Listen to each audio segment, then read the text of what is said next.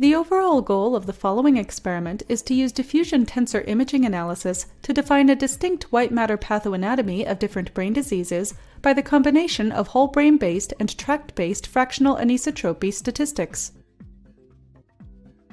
This is achieved by appropriate diffusion tensor imaging, or DTI, data preprocessing, including quality control and stereotaxic normalization.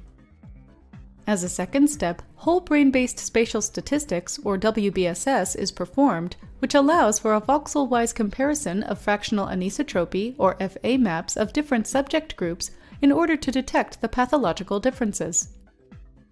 Next, tract-wise fractional anisotropy statistics, or TFAS, is performed in order to complement the results of voxel-wise comparison by comparing the brain structures that were defined by a fiber tracking procedure.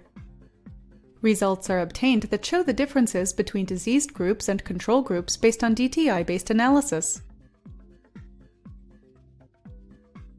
The main advantage of this technique over other methods is that fiber tracking on group average datasets becomes feasible.